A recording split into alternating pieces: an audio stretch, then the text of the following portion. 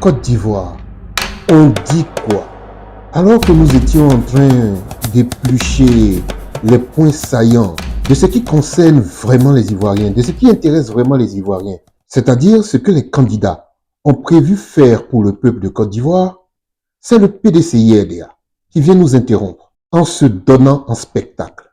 Nous avons pu lire ceci sur les titres des journaux proches du parti le 6 janvier 2025. Billon perd toute légitimité, Billon sur la corde raide. Les pratiques internes au PDCI-RDA seront celles qui seront appliquées à tout le peuple de Côte d'Ivoire si le PDCI-RDA parvient au pouvoir d'État. Donc, ça nous intéresse. Lors d'une réunion, le personnel politique du handball a désavoué Jean-Louis Billon et a réaffirmé son soutien au président du PDCI-RDA. Qu'est-ce qui est reproché à Jean-Louis Billon en fait? Il lui est reproché d'avoir déclaré sa candidature à la présidentielle de façon prématurée. Il faut noter que depuis décembre 2023 qu'il a été élu, le président du parti lui-même est en campagne pour la présidentielle en passant par la convention qu'il qualifie de simple formalité. À quand la convocation du président du parti devant le conseil de discipline aussi? Car lui, il est en campagne et c'est encore plus grave depuis décembre 2023. C'est ce que le conseil de discipline du PDCI doit faire pour éviter le deux poids, deux mesures. Ainsi, le président du parti peut se mettre en campagne depuis décembre 2023 en utilisant l'image, les médias, les locaux, les structures, les militants, les cadres et les moyens du PDCI-RDA, mais Jean-Louis Billon n'a pas le droit de déclarer sa candidature plus tard d'ailleurs, un an après.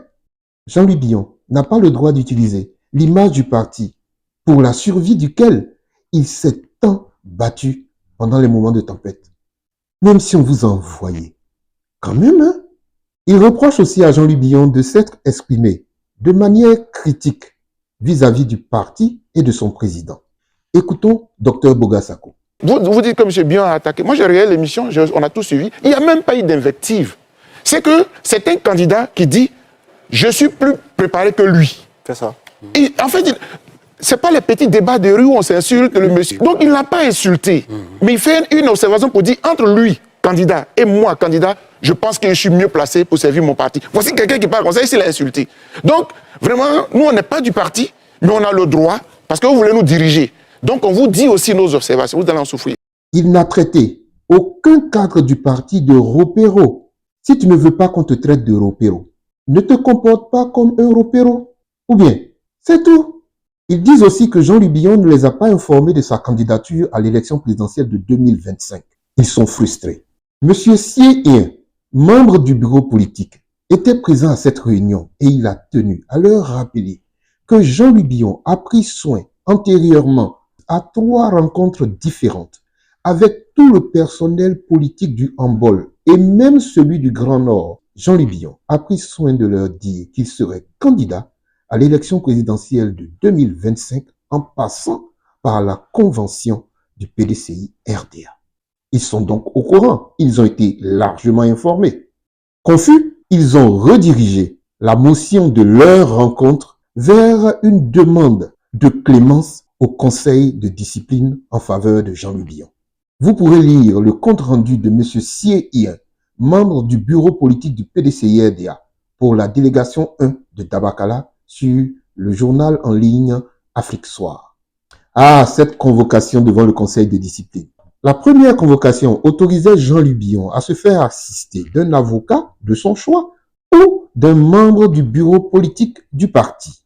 La toute dernière convocation stipule que Jean-Louis Billon n'aura le droit de se faire assister que par un militant chargé de sa défense. Dans la même affaire, c'est quoi cette convocation caméléon? L'avocat de Jean-Louis Billon leur a fait un rappel à la loi en évoquant d'abord la Constitution ivoirienne qui garantit les droits à la défense pour tout citoyen ivoirien et un traité de l'UMOA sur la question.